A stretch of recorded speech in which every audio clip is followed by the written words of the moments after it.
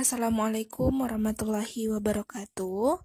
Baiklah, saya Mulia Putri, NIM 2014070053, akan menjelaskan materi kita pada hari ini, yaitu mengenai bab 1 pendahuluan.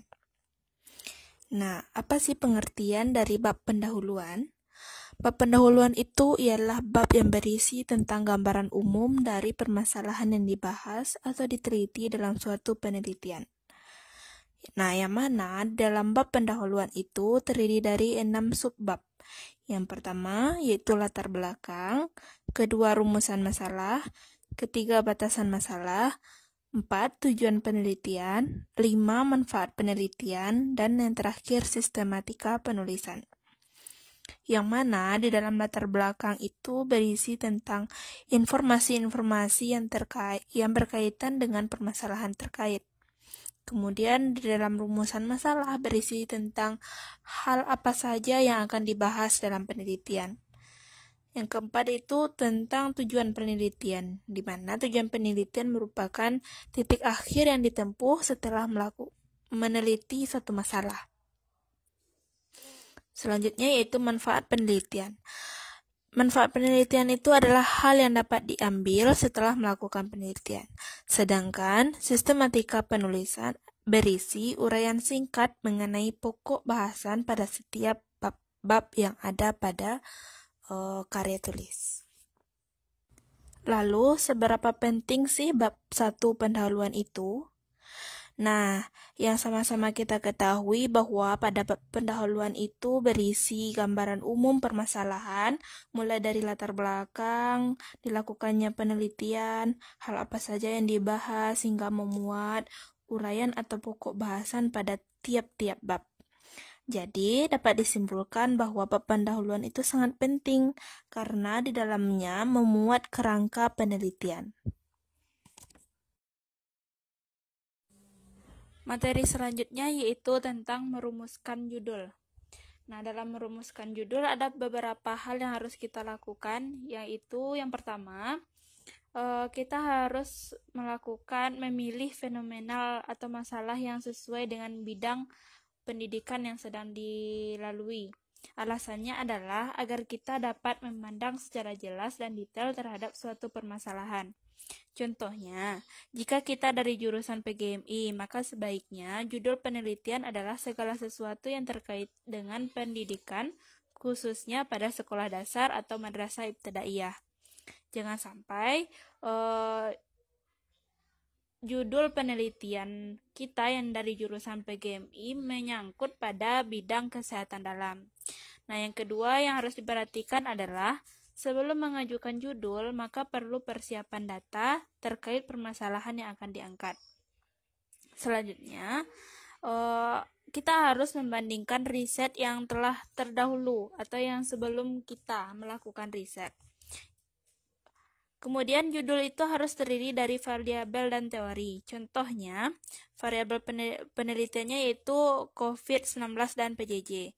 Maka dapat kita buat judul penelitiannya adalah pengaruh COVID-19 terhadap proses pembelajaran jarak jauh siswa kelas 5 SD 09 Gunung Jati. Kemudian ada beberapa syarat dalam penulisan judul. Yang pertama, jumlah kata judul itu tidak lebih dari 15 kata. Kemudian, cakupan judul tidak terlalu luas ataupun tidak terlalu sempit. Selanjutnya, judul harus mewakili isi penelitian. Kemudian, judul berisi variabel-variabel yang akan diteliti. Judul adalah penegasan bahwa masalah itu penting untuk diteliti. Kemudian, judul merupakan kalimat pernyataan. Nah, di sini saya akan memberikan contoh judul penelitian, yaitu yang pertama, analisa pembelajaran daring terhadap motivasi belajar dan kemandirian belajar peserta didik kelas 5 di SD Al-Azhar 2 Bandar Lampung. Terus, evaluasi pembelajaran daring era pandemi COVID-19 pada kelas 2A di SDN 3 Negara Ratu Natar, Lampung Selatan.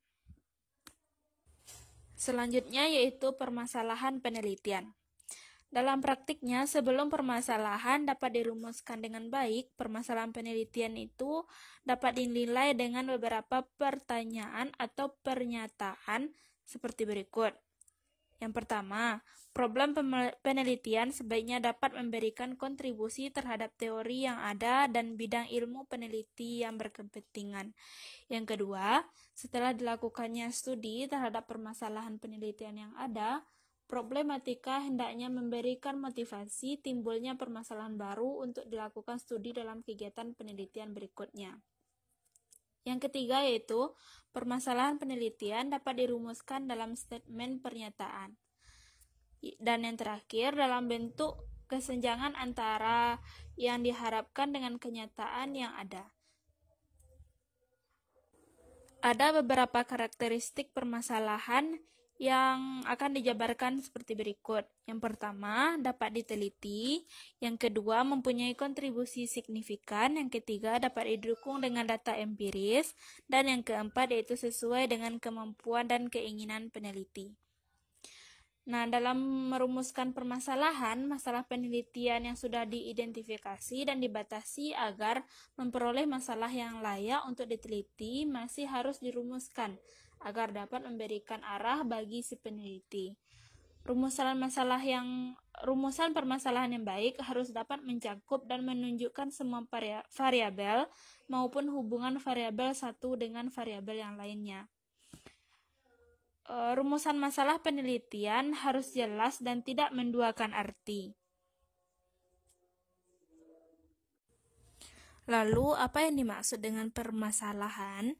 Nah, secara definitif, yang dimaksud dengan permasalahan adalah sesuatu hal yang menyebabkan tidak tercapainya suatu tujuan yang telah ditetapkan sebelumnya. Permasalahan juga dapat diartikan sebagai jarak antara apa yang diharapkan dengan apa yang menjadi kenyataan. Permasalahan penelitian sebaiknya dinyatakan dalam pertanyaan sebagai contoh. Apa akibat dari perbedaan jenis penghargaan atas prestasi siswa? Yang kedua, berapa sering pelaksanaan penilaian akreditasi dari lembaga-lembaga akreditasi? Kemudian, apa keuntungan dari akreditasi atas lembaga, kejuruan, dan teknik? Nah, dari beberapa contoh tersebut dapat disimpulkan bahwa masalah penelitian itu dapat bervariasi tergantung pada kesenangan peneliti. Oleh karena itu, perlu hati-hati dan jeli dalam mengevaluasi rumusan permasalahan. Yang perlu diperhatikan dalam hal ini adalah adakah ditunjukkan dalam rumusan tersebut karakteristik yang telah disebutkan. Assalamualaikum warahmatullahi wabarakatuh. Perkenalkan, nama saya Larastuti Indrianti, NIM 2014-070074, mata kuliah Metodologi Penelitian. Saya berasal dari kelas PA GMIB BP 2020. Dan saya akan menjelaskan materi identifikasi masalah, dan saya akan melanjutkan materi dari rekan saya sebelumnya. Baiklah, pada kesempatan kali ini saya akan mempresentasikan atau menjelaskan materi yang berjudul identifikasi masalah. Sebelum itu, apa sih itu identifikasi masalah? Identifikasi masalah adalah suatu kegiatan berupa mencari masalah yang sekiranya dapat dicarikan jawabannya melalui penelitian semua masalah yang ada pada objek penelitian yang dikemukakan, baik masalah yang akan diteliti ataupun masalah yang tidak diteliti.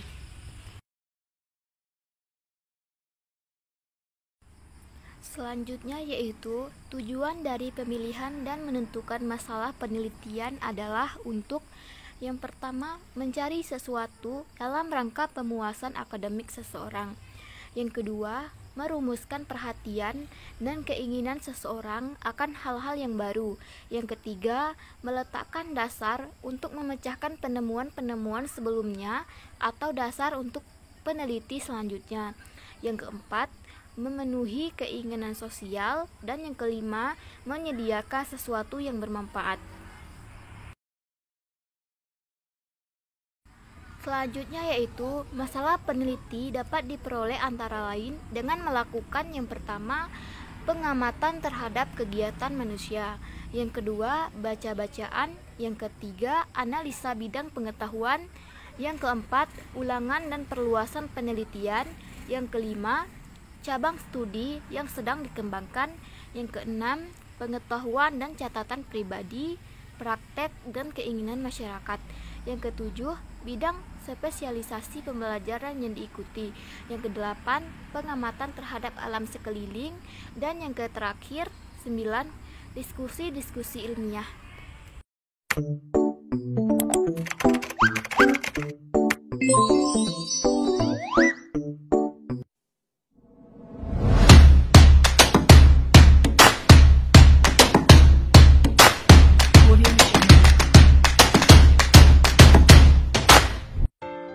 Batasan masalah. Batasan masalah adalah ruang lingkup masalah atau upaya membatasi ruang lingkup masalah yang terlalu luas atau lebar, sehingga penelitian itu lebih bisa fokus untuk dilakukan. Kemudian, tahapan membatasi masalah adalah sebagai berikut. Pertama, identifikasi dan klasifikasikan masalah yang akan dikaji. Kedua, menegaskan permasalahan yang dengan cara membuat definisi operasional permasalahan. Ketiga, dukung permasalahan dengan data sesuai lapangan secara rinci. Kemudian fungsi batasan masalah. Adapun fungsi dari batasan masalah adalah sebagai berikut. Pertama, membantu mengidentifikasi masalah yang akan dibahas. Kedua, memfokuskan pada satu persoalan. Ketiga, membatasi jangkauan proses yang akan dibahas. Empat, menghasilkan sebuah permasalahan yang terselesaikan. 5. Gambaran apa saja yang akan dibahas pada penelitian percobaan atau pemecahan masalah ini. Kemudian rumusan masalah.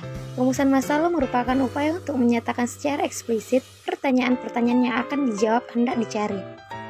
Kemudian kriteria membuat rumusan masalah yang baik adalah: pertama, hendaknya disusun secara singkat, padat, dan jelas, kemudian dituangkan dalam bentuk kalimat pertanyaan, kemudian menampakkan variabel-variabel yang diteliti, jenis atau sifat hubungan antar variabel tersebut, dan subjek penelitian.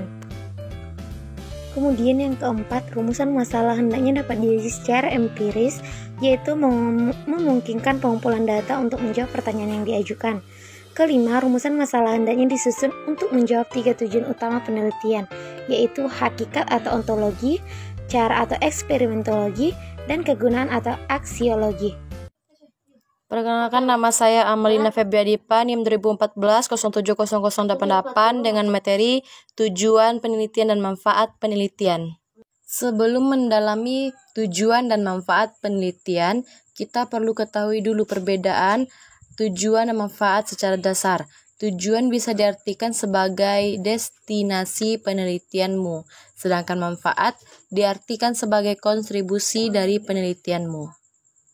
Tujuan penelitian adalah untuk menunjukkan serangkaian pertanyaan mengapa Anda ingin melakukan riset dan apa yang ingin Anda dapatkan. Tujuan penelitian secara umum adalah: 1. Untuk memperoleh pengetahuan atau penemuan baru. 2. Sebagai pembuktian atau pengujian tentang kebenaran dari pengetahuan yang sudah ada. 3. Sebagai pengembangan pengetahuan suatu bidang keilmuan yang sudah ada. Tujuan penelitian secara khusus ada beberapa kategori, diantaranya: 1. Penelitian yang bertujuan eksploratif, menggali suatu hal atau permasalahan yang sedang diteliti. 2. Bertujuan untuk pengembangan, di mana peneliti ingin mengembangkan teori. Ketiga, untuk menguji atau memverifikasi suatu topik. Manfaat penelitian adalah kontribus penelitianmu terhadap bidang keilmuan yang dipelajari, bisa juga manfaat untuk budaya atau masyarakat tertentu. Manfaat dibagi menjadi 2, yaitu manfaat teoritis dan manfaat praktis. Manfaat teoritis berlatar dari tujuan penelitian verifikatif untuk memverifikasi teori yang sudah ada. Manfaat teoritis muncul karena peneliti tidak puas atau ragu terhadap suatu teori tertentu. 2. Manfaat praktis, di mana manfaat ini bisa berguna untuk memecahkan masalah secara praktikal atau sebagai alternatif solusi suatu permasalahan. Sekian materi tujuan dan manfaat penelitian dari saya. Assalamualaikum warahmatullahi wabarakatuh. Perkenalkan, nama saya Ulfa Jumita dengan NIM 2014070086. Di sini saya akan menjelaskan tentang komponen-komponen penelitian pengembangan. Sebelum kita masuk kepada komponen penelitian pengembangan, apa sih itu yang dimaksud dengan metode penelitian dan pengembangan, atau disebut juga dengan research and development? Metode penelitian atau pengembangan adalah metode penelitian yang digunakan untuk menghasilkan suatu produk serta menguji keefektifan dari produk tersebut, di mana untuk menghasilkan produk tersebut digunakan penelitian yang bersifat analisis kebutuhan atau metode survei, atau sering juga disebut dengan kualitatif. Sedangkan untuk menguji keefektifan dari produk tersebut agar produk tersebut berfungsi di masyarakat diperlukan metode eksperimen. Dalam melakukan metode penelitian pengembangan atau research and development memerlukan beberapa tahapan, yaitu